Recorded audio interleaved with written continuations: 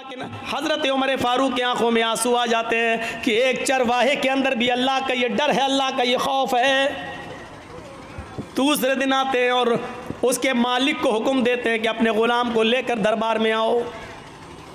ग़ुलाम का मालिक अपने ग़ुलाम को लेकर दूसरे दिन उमर फ़ारूक के दरबार में जाता है। ग़ुलाम ने देखा, ये तो कल हमें जंगल में मिले थे, आज हमें डंडे मारेंगे, कोड़े मारेंगे, कल हमने इनको बकरी नहीं बेची, कल ही हमसे एक बकरी मांग रहे थे, और आज ये तो अमीरुल मोमिनीन है, ये तो अमीरुल मोमिनीन है। हज़रत उमर फ़ारूक ने मालिक से कहा कि तुम्हारा ग़ुलाम मैं ख़रीदना चाहता हूँ, बताओ कितने में बेचोगे। उसने कहा अमीरुल मोमिनीन मेरा ग़ुलाम बड़ा नेक है, अल्लाह वाला, मैं इसको नहीं बेच सकता। हज़रत उमर फ़ारूक ने कहा देखो इसको मुझे ज़रूरत है, मैं तुम्हें इसकी डबल कीमत दूंगा, जो लोग इसकी कीमत दे रहे हों उससे डबल कीमत मैं तुम्हें दे दूंगा, लेकिन मुझे इस ग़ुलाम की ज़रूरत है। मालिक को लालच आ गया कि जब डबल कीमत मिल रही है तो इसको दे दो, हम इतने में तो 2 ग़ुलाम ख़रीद लेंगे। डबल कीमत लेकर हज़रत उमर फ़ारूक ने उस ग़ुलाम को ख़रीद लिया।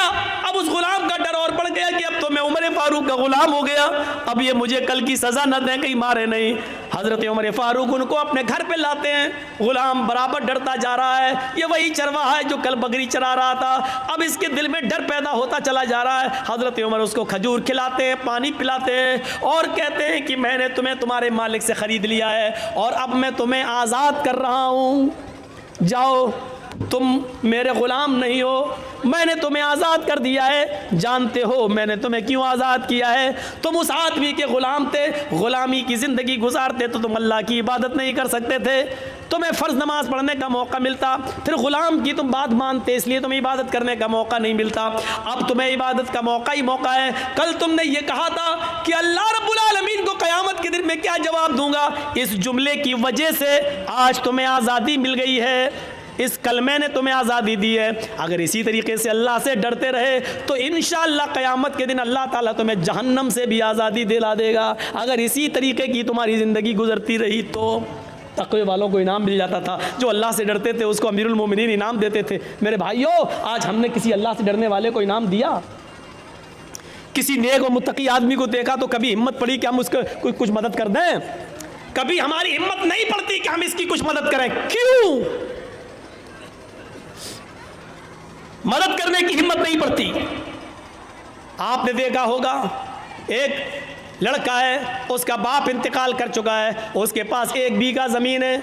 अब देखिए मैं आपको कहाँ ले जा रहा हूँ, उसके पास 1 बीघा ज़मीन है, 1 बीघा ज़मीन है, लेकिन अचानक उसकी माँ को कैंसर होता है, बाप उसका इंतकाल कर चुका है, उसके पास बस 1 ही बीघा ज़मीन है, उसकी माँ का इलाज होना है, इलाज के लिए उसको अपनी ज़मीन बेचना पड़ रही है। उस ज़मीन की कीमत 2 लाख है।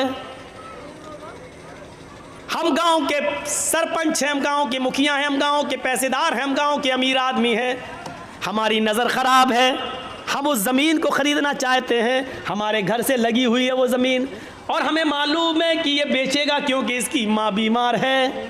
ऐसा है कि नहीं आजकल? ऐसा है ना? 2 लाख की ज़मीन, हमें मालूम है उसकी कीमत 2 लाख की है, लेकिन अब हमें मालूम है कि उसका बाप नहीं है, माँ बीमार है, वो इलाज कराएगा और इलाज के लिए उसको ज़मीन बेचना पड़ेगी, लेकिन अब तो वो ज़मीन कम दामों में भी बेचेगा। अब हमें उम्मीद है कि 1.5 लाख में मिल जाए। वो आदमी आता कहता कि भाई आपके घर से लगी हुई है, मेरी ज़मीन है, मैं इसको बेचना चाहता हूँ। आपने कहा नहीं आया, मुझे ज़रूरत नहीं है साहब, मेरी माँ की तबीयत ख़राब है, मैं उसके इलाज के लिए टाटा हॉस्पिटल जाऊँगा, बम्बई, मैं पटना में जा रहा हूँ, मैं इसका इलाज कराना चाहता हूँ, मेरी ज़मीन की कीमत 2 लाख रुपए है, तुम ले लो। ये आदमी कहता है नहीं साहब, मुझे ज़रूरत ही नहीं है, और अगर तुम्हें देना ही है तो 1.5 लाख की दे दो, 1 लाख की दे दो।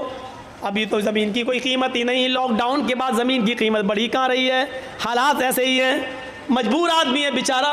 उसने कहा ठीक है, लाओ 2 लाख का माल है, 1.5 लाख दे दो। आपने 1.5 लाख रुपए उसको दे दिए और ज़मीन ले ली।